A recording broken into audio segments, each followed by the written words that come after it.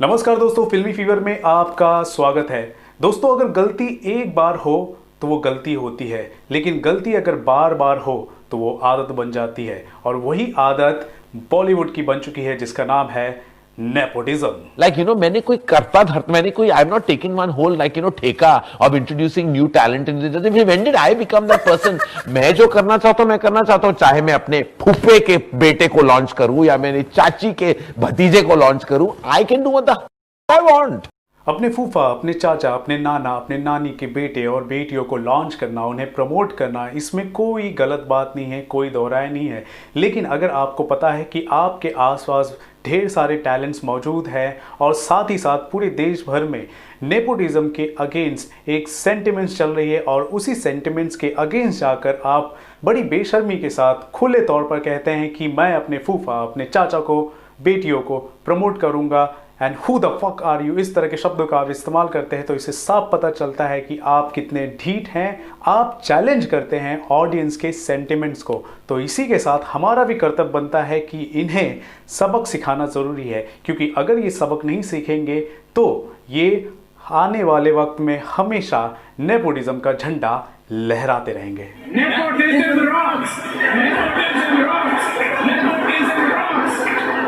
तो दोस्तों, आज हम बात करके किस तरह नेपोटिज्म का जो वायरस है बॉलीवुड में उसे ख़त्म किया जा सकता है। आइए हम बात करते हैं स्टेप बाय स्टेप।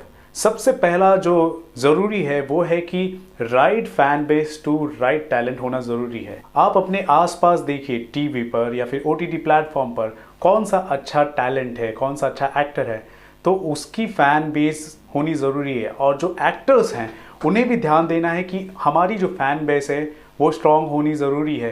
क्योंकि अगर आपके पास फ़ैन बेस नहीं है, अगर आप प्रोड्यूसर को प्रॉफिट नहीं दिला सकते, तो जाहिर सी बात है कोई भी प्रोड्यूसर आपको कास्ट नहीं करेगा। तो इसीलिए फ़ैन बेस होना बहुत ज़रूरी है। अगर किसी आर्टिस्ट का फ़ैन बेस स्ट्रॉन्ग होगा तो जाहिर सी बात है उसकी डिपेंडेंसी कम हो जाएगी। वेब है डिपेंडेंसी की, वो वेब है पीआर की, मार्केटिंग की, मैनेजर की, ग्रुपिज्म, फेवरेटिज्म, गॉडफादर, ये इस तरह के वेब है। अगर आपके पास कोई गॉडफादर है तो ही आपको आसानी से प्रोजेक्ट मिलेगा। अगर फेवरेटिज्म है, आप किसी ग्रुप के फेवरेट हो तो आपको प्रोजेक्ट मिलेगा।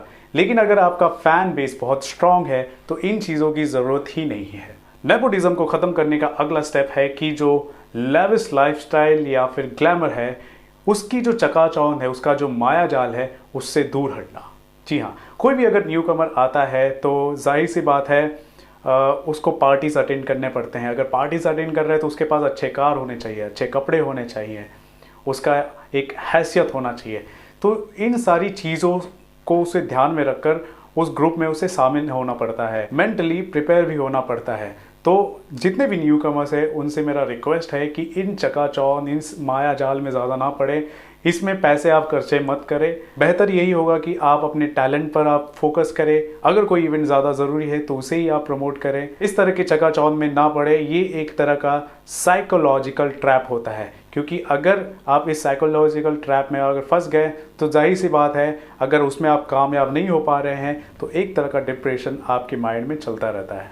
देखो, कोई भी अगर स्टार किड अगर लॉन्च होता है तो उसे उतने पैसे की ज़रूरत नहीं होती, उसका सिर्फ ये फोकस होता है कि वो लॉन्च हो जाए, ठीक है, उसे पैसे की ज़रूरत नहीं पड़ती, उसके बाद करियर बनता रहेगा। लेकिन अगर न्यू कमर होता है, अगर लॉन्च होना है उसे, तो उसे पैसे की भी ज़रूरत होती है, साथ ही साथ करियर की भी फिक्र होती है। तो उसे इंडस्ट्री में सर्वाइव होने के लिए इस तरह की लाइफस्टाइल या ग्लैमर में रहना पड़ता है, जिसके लिए पैसे की भी ज़रूरत होती है। तो मैं ये कहूँगा कि आप ये जो कल्चर है ग्लैमर वाला या फिर लाइफस्टाइल वाला जो कल्चर है, इससे आप धीरे धीरे आप हटना शुरू कर दो, क्योंकि एक तरह का ये साइकोलॉजिकल ट्रैप है। जितना आप इसमें पढ़ोगे उसमें आप पैसे भी खर्च करोगे और डिप्रेशन में भी रहोगे, क्योंकि चांसेस यही है कि अगर आप आउटसाइडर हो तो इस तरह के ग्रुप में या फिर ग्लैमर में आप फिट नहीं हो पाओगे। तो इस तरह की जो चकाचौंध वाली जो माया जाल है, इससे आप दूर हटो। नेपोटिज्म को ख़त्म करने का अगला स्टेप ये है कि आपको पता होना चाहिए कि नेपोटिज्म से लबालब कौन सा प्रोजेक्ट आने वाला है। जी हाँ, ये जर्नलिस्ट की भी जिम्मेदारी है और साथ ही साथ जो दर्शक है आपकी भी जिम्मेदारी है कि आपको पता होना चाहिए कि कौन से प्रोजेक्ट में कौन किसका चाचा है, किसका भतीजा है, किसका फूफा है, किसका जीजा जी है, किस प्रोजेक्ट में कैसे काम कर रहा है, क्या नहीं काम कर रहा। ये सारी चीज़ें आपको पता होना चाहिए। अगर आपको पता होगा तो आप खुद ही समझदार हैं कि थिएटर में अगर जाना है तो हमें किस फिल्म को सपोर्ट करना है, किसे देखना है, किसे नहीं। तो ये जो जानकारी है, रेगुलर अपडेट्स आपके लिए ज़रूरी है। तो यार कम शब्दों में कहूँ, अगर आपको किसी भी फिल्म से, अगर किसी भी प्रोजेक्ट से नेपोटिज्म की बू आ रही है तो उसे देखना अब बंद कर दो। अगर आपको देखना है कोई भी फिल्म तो आपको ध्यान रखना है कि वो टैलेंटेड एक्टर हो, चाहे वो नेपोटिज्म का प्रोडक्ट ही क्यों ना हो, वो टैलेंटेड एक्टर हो। अब मेरे हिसाब से जो सबसे बेस्ट एग्जाम्पल है वो है रणवीर कपूर।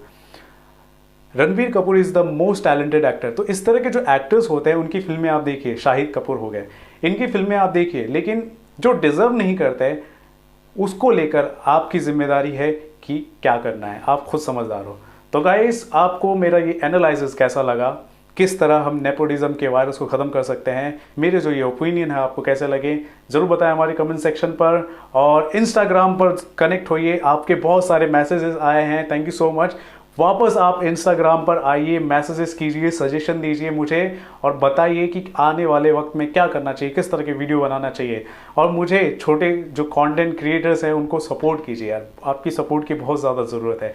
मेरे भी फैन बेस होने ज़रूरी हैं, क्योंकि अगर आप हम जैसे लोगों को आप सपोर्ट करेंगे तो जाहिर सी बात है, हम जब कोई आवाज़ पहुँचाने की कोशिश करेंगे तो वो आवाज़ पहुँचेगी हर जगह। Thank you so much guys for watching this video. This is Ravi Gupta signing off. Bye.